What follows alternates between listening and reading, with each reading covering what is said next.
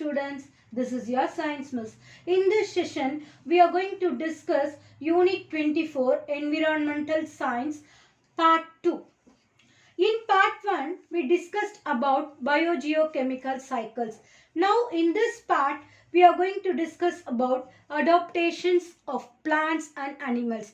Now first we will see about adaptations of plants. Any features of an organism or its part that enable it exist under conditions of its habitat is called adaptation. இதுதான் வந்து adaptationக்கான definition. So availability of water base பண்ணி plants வந்து நம்ம 3 types classify பண்றோம். Hydrophytes, xerophytes and mesophytes. Hydrophytes வந்து water plants, xerophytes வந்து desert plants, mesophytes வந்து land plants. First hydrophytes. Plants growing in or near water are called hydrophytes. Hydrophytes வந்து வாட்டர்ல வளரக்கூடிய எல்லா செடிகளையுமே வந்து நம்ம hydrophytes அப்படின்னு சொல்லுவோம்.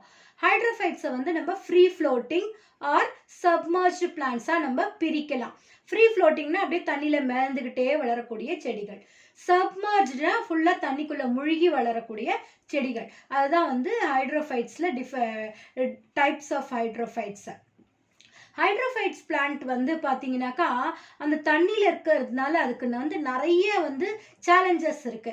So hydrophytes face certain challenges in their habitat. என்னென்ன மாதிரியான சேலஞ்சஸ்லாம் வந்து ஹைட்ரோஃபைட் ஃபேஸ் பண்ணுது அப்படின்னு பார்த்தீங்கன்னா, நிறைய வாட்டர் இருக்கு அந்த ஹைட்ரோஃபைட்டிக் பிளான்ட்ஸ்க்கு.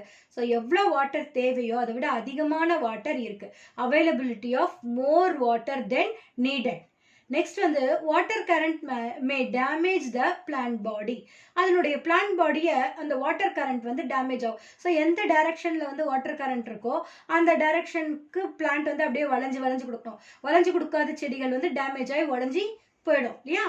அடுத்தது வாட்டர் லெவல் மே சேஞ்ச் ரெகுலர்லி. ஸோ அந்த வாட்டர் பாடிஸில் பார்த்தீங்கன்னா எப்பவும் ஒரே ஹைட்டில் இருக்காது வாட்டர். ஸோ அப்பப்போ சீசனுக்கு ஏற்ற மாதிரி கிளைமேட்க்கு ஏற்ற மாதிரி வந்து அதனுடைய ஹைட் வந்து வாட்டர் லெவல் வந்து சேஞ்ச் ஆகிட்டே இருக்கும். ஸோ அதுவும் வந்து பிளான்ட்ஸ் வந்து என்ன செய்யணும், அடாப்ட் பண்ணிக்க வேண்டிய ஒரு முக்கியமான ஒரு சேலஞ்சு. அடுத்தது மெயின்டைனிங் போயன்சி இன் வாட்டர். அந்த தண்ணியில் அந்த ஃப்ரீ ஃப்ளோட்டிங் பிளான்ட்ஸ் வந்து மிதந்துகிட்டு இருக்கணும் இல்லையா, அதை மிதக்கிறதுக்கு தேவையான அந்த கெப்பாசிட்டி, போயன்சிங் கெப்பாசிட்டி, அது வந்து ஹைட்ரோஃபைட்டிக் பிளான்ட்டுக்கு வேணும். இதெல்லாம் தான் வந்து ஹைட்ரோஃபைட்டிக் பிளான்ட்ஸ் வந்து ஃபேஸ் பண்ணக்கூடிய சேலஞ்சஸ். ஸோ இந்த சேலஞ்சஸை ஃபேஸ் பண்ணுறதுக்காக அந்த ஹைட்ரோஃபைட்டிக் பிளான்ட்ஸில் என்னென்ன அடாப்டேஷன்ஸ் இருக்குது அப்படின்னு பார்த்தீங்கன்னாக்கா, த அடாப்டேஷன்ஸ் ஆஃப் ஹைட்ரோஃபைட்ஸ். ஃபர்ஸ்ட் வந்து ரூட்ஸ் ஆர் புவர்லி டெவலப்டு. ஒரு சில பிளான்ட்ஸில் வந்து ரூட் வந்து ரொம்ப கம்மியாக தான் வளர்ந்துருக்கும். ஹைட்ரோஃபைட் பிளான்ட் மாதிரி பிளான்ட்ல பார்த்தீங்கன்னா ரூட்ஸ் ரொம்ப ரொம்ப கம்மியாக இருக்கும். அண்ட் ஒரு சில உல்ஃபியாங்கிற பிளான்ட்லலாம் பார்த்தீங்கன்னாக்கா வந்து சுத்தமாக ரூட்டே இருக்காது, ஆப்சன்ஸ் ஆஃப் ரூட். ஓகேங்களா. அடுத்தது plant body is greatly reduced. So அது டோட்டலாக அந்த பிளான்ட்னுடைய பாடி வந்து டோட்டலாக ரெடியூஸ் ஆகி குட்டியாக வந்து க்ரீன் கலரில் டாட்டாக அந்த மாதிரி அதனுடைய பாடி ஃபுல்லாக ரெடியூஸ் ஆகிருக்கும். ஓகே.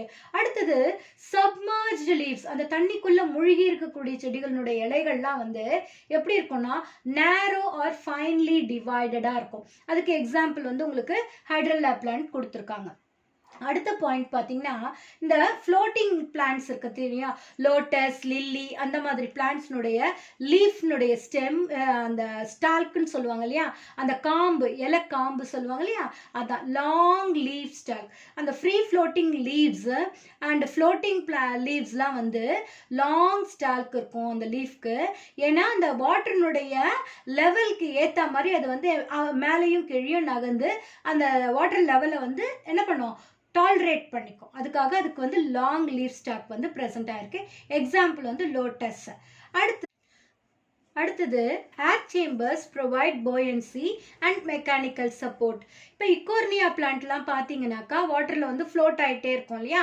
ஸோ அதில் வந்து அது ஃப்ளோட் ஆகிறதுக்கு தேவையான அந்த போயன்சியை வந்து அதில் இருக்கக்கூடிய அந்த ஸ்டெம்மில் இருக்கக்கூடிய ஸ்வாலன் ஸ்டெம்ஸ்னு சொல்லுவாங்க, அந்த அதில் இருக்கக்கூடிய அந்த ஏர் சேம்பர்ஸ் தான் வந்து போயன்சிக்கு ரொம்ப நம்மளுக்கு ஹெல்ப்ஃபுல்லாக இருக்குது. ஓகேங்களா. ஸோ இந்த அடாப்டேஷன்ஸ்லாம் வச்சு தான் வந்து ஹைட்ரோஃபைட்ஸ் வந்து அந்த வாட்டரில் அதால் சஸ்டெயின் பண்ண முடியுது. அடுத்து ஹைட்ரோஃபைட்ஸை பற்றி நம்ம படிக்க போகிறோம். ஹைட்ரோஃபைட்ஸ்னால் நான் உங்களுக்கு ஆல்ரெடி சொன்னேன், டெசர்ட் பிளான்ட்ஸ் அப்படின்னு சொன்னேன் இல்லையா. Plants that grow in try habitat are called xerophytes. These plants develop special structures and physiological characteristics to meet the following conditions. So அந்த பிளான்ட்ல வந்து ஒரு சில ஸ்ட்ரக்சரல் அடாப்டேஷன்ஸு, ஒரு சில ஸ்பெஷல் ஸ்ட்ரக்சர்ஸு, ஒரு சில ஃபிசியாலஜிக்கல் கேரக்டரிஸ்டிக்ஸ் அதெல்லாம் வந்து டெவலப் ஆகிருக்கு. அது வந்து அந்த பிளான்ட் வந்து அந்த ஜெரோஃபைட்டிக் என்விரான்மெண்ட்டில் தன்னை ப்ரொடெக்ட் பண்ணிக்கிறதுக்காக ஒரு சில மாடிஃபிகேஷன்ஸ் என்னென்னு பார்த்தீங்கன்னா, to absorb as much water as they get from the surroundings. அது ரொம்ப ட்ரையான ஹேபிடேட் இல்லையா, டெசர்ட் மாதிரியான இடங்கள்ல வாட்டர் கிடைக்கிறதே ரொம்ப கஷ்டம். ஸோ எப்பெல்லாம் வாட்டர் கிடைக்குதோ அப்பெல்லாம் அந்த கிடைக்கிற வாட்டரை முடிஞ்ச அளவுக்கு அந்த பிளான்ட்ஸ் என்ன பண்ணி வச்சுக்கும், அப்சர்வ் பண்ணி வச்சுக்கும். அடுத்தது to retain water in their organs for very long time. அப்படி அப்சர்வ் பண்ண அந்த வாட்டர் வந்து ரொம்ப நாளைக்கு வந்து தன்னுடைய ஆர்கன்ஸில் ரீட்டைன் பண்ணி வச்சுக்கிற கெப்பாசிட்டியையும் டெவலப் பண்ணிட்டு இருக்கு அந்த ஜெரோஃபைட்டிக் பிளான்ட்ஸை. அப்படி ரீட்டைன் பண்ணியிருக்கிற வாட்டர் வந்து டிரான்ஸ்பிரேட் ஆகாமல் எவாப்ரேட் ஆகாமல் அது மேலே போகக்கூடிய அந்த டிரான்ஸ்பிரேஷன் ப்ராசஸ் வந்து ரொம்ப கம்மியாக நடக்கிறதுக்கு நல்லது.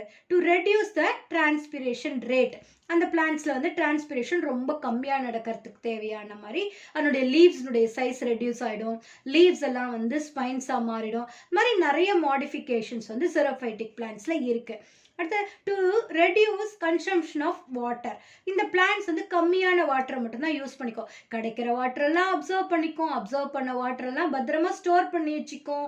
டிரான்ஸ்பிரேஷன் கூட ரொம்ப கம்மியாக தான் நடந்து இருக்கிற வாட்டரெல்லாம் ஸ்டோர் பண்ணி வச்சுக்கும். அண்ட் எவ்வளோ வாட்டர் யூசேஜை கம்மி பண்ண முடியுமோ அவ்வளோ அளவுக்கு வாட்டர் யூசேஜை கம்மி பண்ணிக்கும். ஸோ இந்த அளவுக்கு அந்த வாட்டரை வந்து அது சேவ் பண்ணி வச்சுக்குது. ஏன்னா அது இருக்கக்கூடிய ஹேபிடேட் ட்ரை ஹேபிடேட் இல்லையா, அதனால. இப்போ அடாப்டேஷன்ஸ் ஆஃப் ஜெரோஃபைட்ஸ். இந்த ஜெரோஃபைட்டிக் பிளான்ட்ஸில் வந்து என்னென்ன அடாப்டேஷன்ஸ் இருக்குது அப்படின்னு பார்த்தீங்கன்னா, அதுக்கு எவ்வளோ முடியுமோ அவ்வளோக்கு வாட்டரை வந்து அப்சர்வ் பண்ணி வச்சுக்கோன்னு சொன்னா இல்லையா, அதுக்கு அது ரொம்ப வெல் டெவலப்டு ரூட்ஸ் தேவை இல்லையா. They have well developed roots grow very deep and reach the layer where the water is available. So எவ்வளோக்கு எவ்வளோ ஆழமாக போக முடியுமோ அவ்வளோக்கு எவ்வளோ ஆழமாக போய் எங்கே வாட்டர் கிடைக்குதோ அவ்வளோ தூரத்துக்கு அந்த ரூட் வந்து வளர்ந்துக்கிட்டே போய் அந்த வாட்டர் கிடைக்கிற இடம் வரையும் வளர்ந்துக்கிட்டே போகும். சரிங்களா, அதுக்கு எக்ஸாம்பிள் வந்து கெலோட்ராபிஸ், எருக்கஞ்செடி சொல்லுவாங்க இல்லையா, அதுதான் கெலோட்ராபிஸ். அடுத்து அடாப்டேஷன் பார்த்தீங்கன்னா, they store water in succulent water storing parenchymatous cells. Opuntia, இந்த கத்தாழை செடி இருக்கு இல்லையா, அப்புறம் ஆலோவேரா, அதுதான் கத்தாழை செடின்னு சொல்லுவோம். சப்பாத்தி கள்ளி வந்து ஒப்பன்ஷியா. ஸோ இந்த பிளான்ட்லலாம் பார்த்தீங்கன்னா அதனுடைய ஸ்டெம் வந்து திக் அண்ட் வாட்டர் ஸ்டோரிங் சக்குலண்டாக ஆனது. உள்ளே வந்து அது வாட்டரை வந்து ஸ்டோர் பண்ணி வச்சுருக்கோம். ஸோ வாட்டரை வந்து வெளியில் விடாமல் எல்லா வாட்டரையும் உள்ளுக்குள்ளேயே வச்சிட்ருக்கு. சரிங்களா, அடுத்தது they have small sized leaves with waxy coating. அதனுடைய லீவ்ஸ் வழியாக டிரான்ஸ்பிரேஷன் நடக்கும் இல்லையா, ஸோ அந்த மாதிரி டிரான்ஸ்பிரேஷன் நடக்காமல் இருக்கிறதுக்காக அதனுடைய லீவ்ஸ் எல்லாம் வந்து ரொம்ப ஸ்மால் சைஸாக மாறிடும். அப்படியே கொஞ்சம் பெரிய சைஸ் லீஃப் இருந்தாலும் அதில் வந்து வேக்ஸி கோட்டிங் இருக்கும். அப்படி வேக்ஸி கோட்டிங் இருக்கிறதுனால அதில் டிரான்ஸ்பிரேஷன் நடக்காது. அக்கேஷியா வந்து அதுக்கு example. In some plants leaves are modified into spines. ஒரு சில பிளான்ட்ஸில் டோட்டலாகவே லீவ்ஸ் என்னவா மாறிடும், ஸ்பைன்ஸாக மாறியிருக்கும். அதுக்கு வந்து ஒப்பன்ஷியா பிளான்ட் தான் எக்ஸாம்பிள். சப்பாத்தி கள்ளி செடியிலெல்லாம் வந்து அந்த முள்ளாக இருக்கிறது தான் வந்து அதனுடைய லீஃப். அதனுடைய அந்த லீஃப்னு நம்ம நினைக்கிற பார்ட் வந்து அதனுடைய stem. Some of the xerophytes complete their life cycle within a very short period. So அதுக்கு கிடைக்கிறதே கம்மியான வாட்டர் இல்லையா, அந்த கம்மியான வாட்டர்லேயே தன்னுடைய ஃபுல் லைஃப் டைமும் சீக்கிரமாக கம்ப்ளீட் பண்ணிடும் ஜெரோஃபைட்டிக் பிளான்ட்ஸ்லாம். வெரி ஷார்ட் பீரியட்லேயே அதனுடைய ஃபுல் லைஃப் சைக்கிளையும் கம்ப்ளீட் பண்ணி அந்த மாய்ஸ்டர் இருக்கும்போதே வந்து அது வளர்ந்து பூத்து காய் காய்ச்சி அது இறந்து போயிடும். ஸோ இதெல்லாம் தான் வந்து ஜெரோஃபைட்டிக் பிளான்ட்ஸில் இருக்கக்கூடிய அடாப்டேஷன்ஸ். அடுத்தது மீசோஃபைட்டிக் பிளான்ட்ஸ். நார்மலாக நம்ம லேண்டில் வளரக்கூடிய எல்லா லேண்ட் பிளான்ட்ஸையுமே நம்ம என்னன்னு சொல்லுவோம்னா மீசோஃபைட்ஸ் அப்படின்னு சொல்லுவோம். Mesophytes are common land plants which grow in situation that are neither too wet nor too dry. So mesophytes எடுத்துக்கிட்டோம் அப்படின்னு சொன்னீங்கன்னா அது ஹைட்ரோஃபைட்ஸ் மாதிரி நிறைய தண்ணி இருக்கிற இடத்துலையும் வளராது, அதே மாதிரி ஜெரோஃபைட்ஸ் மாதிரி ட்ரையான ஏரியாலையும் வளராது. நார்மலாக தேவையான வாட்டர் இருக்கும், எல்லாமே இருக்கும் இல்லையா மீசோஃபைட்ஸ்க்கு. ஸோ இந்த மீசோஃபைட்டிக் பிளான்ட்ஸில் என்னென்ன அடாப்டேஷன்ஸ் இருக்குது அப்படின்னு பார்த்தீங்கன்னா, the roots of mesophytes are well developed and are provided with root caps. இந்த மீசோஃபைட்டிக் பிளான்ட்ஸ்க்கு வந்து வெல் டெவலப்டு ரூட் சிஸ்டம் இருக்கு. அந்த ரூட்னுடைய டிப்ஸ்ல வந்து ரூட் கேப் வந்து ப்ரெசென்ட் ஆயிருக்கும். அடுத்தது the roots வந்து the stem is generally straight and branched. அதனுடைய ஸ்டெம்ஸ் வந்து straight and branched இருக்கும். அதனுடைய லீவ்ஸ் எடுத்துக்கிட்டிங்கன்னா ப்ராட் அண்ட் தின்னாக இருக்கும். And presence of waxy cuticle in leaves trap the moisture and lessens water loss. So அந்த waxy cuticle வந்து அந்த லீஃப்ல இருக்கக்கூடிய மாய்ஸ்டரை வந்து அப்படியே உள்ளுக்குள்ளேயே வச்சுக்கிறதுக்கும் அண்ட் வாட்டர் லாஸை வந்து கம்மி பண்ணுறதுக்கும் ஹெல்ப் பண்ணுது. லீவ்ஸில் வந்து ஸ்டொமேட்டான்னு கூடிய ஒரு ஸ்மாலர் ஓப்பனிங் இருக்கும். அந்த லீஃப்னுடைய லோயர் சைடில் ஸ்டொமேட்டாங்கிற ஓப்பனிங் இருக்கு. அது வழியா வந்து என்ன ஆகுது, வாட்டர் வந்து எவாப்ரேட் ஆகும் டிரான்ஸ்பிரேஷன் ப்ராசஸ். அப்போ leaves have stomata which close in extreme hot and wind to prevent transpiration. ஓகேங்களா? ஸோ இவ்வளோ நேரம் நம்ம பார்த்தது வந்து அடாப்டேஷன்ஸ் ஆஃப் பிளான்ட்ஸ். ஹைட்ரோஃபைட்ஸ் பார்த்தோம், ஜெரோஃபைட்ஸ் பார்த்தோம், மீசோஃபைட்ஸ் பார்த்தோம். அடுத்து இப்போ நம்ம அடாப்டேஷன்ஸ் ஆஃப் அனிமல்ஸ் பற்றி பார்க்க போகிறோம். சரிங்களா? ஸோ அடாப்டேஷன்ஸ்னு எடுத்துக்கிட்டோம்னா animals can adapt themselves according to their habitat. Temperature and light are form of energy which influences various stages of life activities such as growth, metabolism, reproduction, movement, distribution and behavior. So முக்கியமாக இந்த temperature and light தான் வந்து அதிகமாக எல்லா ஆர்கானிசம்னுடைய லைஃப்பில் நடக்கக்கூடிய எல்லா ஆக்டிவிட்டீஸ்லையும் அதனுடைய தாக்கம் வந்து அதிகமாக இருக்குது. ஸோ இதிலிருந்து அனிமல்ஸ் வந்து தன்னை ப்ரொடெக்ட் பண்ணிக்கிறதுக்காக ஒரு சில அடாப்டேஷன்ஸை வந்து டெவலப் பண்ணிக்குது. Animals develop special features or behavioural pattern to escape from extreme conditions of temperature and light. So இப்போ நம்ம அடாப்டேஷன்ஸில் ஃபஸ்ட்டு பார்க்க போகிறது அடாப்டேஷன்ஸ் ஆஃப் பேட். பேட்னு எடுத்துக்கிட்டோன்னா bat are the only mammals that can fly. இது வந்து ஃபில்லப்பில் சூஸில் கேட்பாங்க, மார்க் பண்ணிக்கோங்க. Bats are the only mammals that can fly.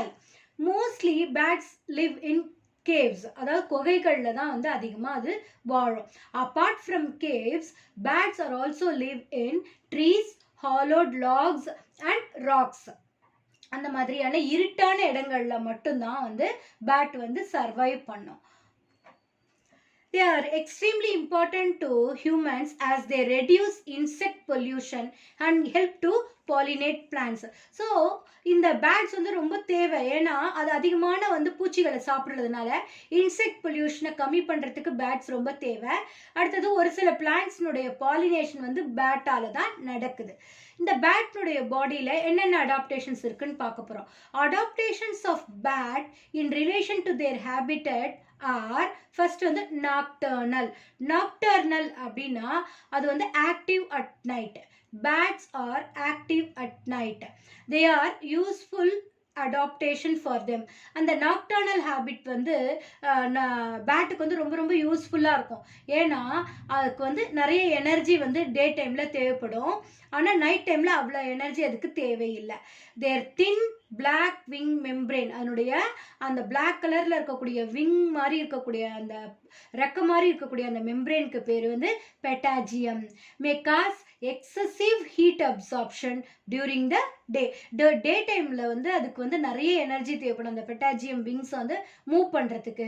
அதனால் டே டைமில் அது வந்து சைலண்ட்டாக குகைக்குள்ளே உட்காந்துட்டு இருந்துட்டு நைட்டில் தான் வந்து என்ன செய்யும், ஆக்டிவாக இருக்கும். ஸோ டே டைம் ஃபுல்லாக அது வந்து குகைக்குள்ளேயே அமைதியாக இருக்கிறது வந்து எதனாலனா டீஹைட்ரேஷன் ஆகாமல் இருக்கிறதுக்கு. அது உடம்புல இருக்கக்கூடிய தண்ணி எல்லாத்தையும் போயிடும். டே டைமில் அது பறந்துச்சுன்னா அதில் உடம்புல இருக்கிற தண்ணியெல்லாம் போயிடும். ஸோ அந்த உடம்புல இருக்கிற தண்ணியை ப்ரொடெக்ட் பண்ணுறதுக்காக அது டே டைம் ஃபுல்லாக குகையில் உட்காந்துருந்துட்டு நைட்டில் தான் ஆக்டிவாக இருக்கும். அடுத்த அடாப்டேஷன் பேட்டில் என்னன்னு பார்த்தீங்கன்னா ஃப்ளைட் அடாப்டேஷன். அதனுடைய 4 limbs are modified serve wings. அதனுடைய 4 limbs முன்கால்கள் தான் என்னவா மாறிடுச்சு, விங்ஸாக மாறிடுச்சு. tail support and controls movement during flight. அதனுடைய tails வந்து movement அப்போ support பண்ணுது, control பண்ணுது, அந்த movement வந்து control பண்ணுது. Muscles are well developed and highly powerful and achieving beating of wings. அதனுடைய muscles வந்து ரொம்ப strong, அந்த wings உடைய beatingக்கு அது help பண்ணுது. Tendons of hind limbs provide a tight grip when the animals are suspended upside down at rest. அது வந்து ரெஸ்ட்ல இருக்கும்போது பார்த்தீங்கன்னா தலைகீழ தொங்கிட்டு இருக்கும் இல்லையா மரத்துலலாம், அதுக்கு வந்து அதனுடைய ஹைண்ட் லிம்ஸ் வந்து ரொம்ப யூஸ்ஃபுல்லாக இருக்கு. அதுக்கு ஸ்ட்ராங் டெண்டான்ஸ் இருக்கு அந்த ஹைண்ட் லிம்ஸ்ல. அதுதான் வந்து அந்த மரத்துலலாம் வந்து தலைகீழ தொங்கறதுக்கு அதுக்கு ரொம்ப யூஸ்ஃபுல்லாக இருக்கு. அடுத்த அடாப்டேஷன் என்னன்னு பார்த்தீங்கன்னா ஹைபர்னேஷன். ஹைபர்னேஷன் அப்படின்னா என்னன்னு பார்த்தீங்கன்னா இன்ஆக்டிவ் ஸ்டேட், எந்த வேலையும் செய்யாது, அமைதியாக இருக்கும். மெட்டபாலிசம் கூட அதனுடைய பாடியில் நடக்கவே நடக்காது. Hibernation is a state of inactivity in which the body temperature drops with a lowered metabolic rate during winter. Winter சீசனில் இந்த ஆர்கானிசம் எந்த ஒரு வேலையும் செய்யாமல் அதனுடைய பாடி டெம்பரேச்சர் கூட ட்ராப் ஆகிட்டு ஒரு இன்ஆக்டிவ் ஸ்டேட்டில் இருக்கும். அந்த இன்ஆக்டிவ் ஸ்டேட்டில் இருக்கக்கூடிய அந்த கண்டிஷனுக்கு பேர் தான் ஹைபர்னேஷன். பேட்ஸ் வந்து ஒரு மேமல் இல்லையா, so all mammals are warm blooded animals இல்லையா, ஸோ கான்ஸ்டன்ட் பாடி டெம்பரேச்சர் இருக்கக்கூடிய organisms. But unlike other mammals they let their internal temperature reduce when they are resting. So warm blooded அனிமல்ஸை பொறுத்த வரைக்கும் அதனுடைய body temperature கான்ஸ்டண்ட்டாக இருக்கும். அது environmental condition எப்படி இருந்தாலும் நம்ம பாடி டெம்பரேச்சரை நம்மளால சேஞ்ச் பண்ணிக்க முடியாது. ஆனால் bat is a warm blooded அனிமலாக இருந்தாலும் அந்த ஹைபர்னேஷன் பீரியடில் நார்மலாக அதனுடைய இன்டர்னல் டெம்பரேச்சர் கொஞ்சம் கொஞ்சமாக குறைஞ்சி அந்த ரெஸ்டிங் பீரியடில் டோட்டலாக அதனுடைய நார்மல் பாடி டெம்பரேச்சரோட இந்த ஹைபர்னேஷன் பீரியடில் பாடி டெம்பரேச்சர் ரெடியூஸ் ஆகிடும் டோட்டலாக. ஓகேங்களா. அடுத்தது பேட்ல இருக்கக்கூடிய முக்கியமான அடாப்டேஷன் என்னன்னு பார்த்தீங்கன்னா எக்கோலொகேஷன். Bats use a remarkable high frequency system called echolocation. Bats give out high frequency sound. அது வந்து ஒரு சவுண்ட் போட்டுக்கிட்டே வரும். அந்த சவுண்ட் பார்த்தீங்கன்னாக்கா வந்து ultrasonic sound. These sounds are reflected back from its prey and perceived by the ear. So அது ஒரு சவுண்டு போட்டுகிட்டே வரும். அந்த சவுண்டு வந்து அப்படியே ட்ராவல் பண்ணி எதிர்க்க இருக்கிற ஆப்ஜெக்டில் பட்டு அந்த சவுண்டு திருப்பி ரிஃப்ளெக்ட் ஆகி திருப்பி பேட்டுக்கே வந்து சேரும். ஸோ அந்த அது கொடுக்குற சவுண்டினுடைய டைமுக்கும் அந்த சவுண்டு திருப்பி ரிவர்ஸ் ஆகி அது கிட்ட வந்து சேர்ற அந்த பீரியட் ஆஃப் டைமை கால்குலேட் பண்ணி எவ்வளோ தூரத்தில் தன்னுடைய ப்ரே இருக்குது, அப்படி தன்னுடைய உணவு இருக்குது, தனக்கு எதிர்க்க இருக்கக்கூடிய பொருள் எவ்வளோ தூரத்தில் இருக்குது அப்படிங்கிறத இந்த சவுண்டு வர்ற சவுண்டை வச்சு அது ஈஸியாக லொக்கேட் பண்ணிடும். ஓகேங்களா. Bats use these echoes to locate and identify its prey. அடுத்த அனிமல் பார்த்தீங்கன்னாக்கா அடாப்டேஷன்ஸ் ஆஃப் earthworm. earthworm உங்களுக்கு எல்லாருக்குமே தெரியும், மண்புழு இல்லையா. It is commonly found in soil feeding on live and dead organic matter. மண்ணில் இருக்கக்கூடிய லிவ் அண்ட் டெட் ஆர்கானிக் மேட்டரை சாப்பிட்டுட்டு அப்படியே மண்ணிலேயே இருக்கும் இல்லையா. ஸோ earthworm ரொம்ப ரொம்ப இம்பார்ட்டன்ட். எதுக்கு இம்பார்ட்டன்ட் அப்படின்னு பார்த்தீங்கன்னா சாயிலினுடைய ஃபர்டிலிட்டியை மெயின்டைன் பண்ணுறதுக்கு. earthworm plays a vital role in maintaining soil fertility. It facilitates aeration, water infiltration and producing organic matter to increase crop growth. இதெல்லாம் வந்து earthwormனால நாம் அடையக்கூடிய பெனிஃபிட்ஸ். ஓகேவா. ஸோ இந்த அளவுக்கு பெனிஃபிஷியலாக இருக்கக்கூடிய earthwormனுடைய பாடியில் என்னென்ன அடாப்டேஷன்ஸ் இருக்குது அப்படின்னு பார்த்தீங்கன்னா ஃபஸ்ட்டு அதனுடைய streamlined body. The earthworm has a cylindrical, elongated and segmented body. This helps them to live in narrow burrows underground and for easy penetration into the soil. அதனுடைய அந்த ஸ்ட்ரீம்லைன்டு பாடி வந்து அது மண்ணுக்குள்ளே குட்டி ஓட்டையை போட்டுட்டு உள்ளுக்குள்ளே போகிறதுக்கு ரொம்ப ஹெல்ப்ஃபுல்லாக இருக்குது.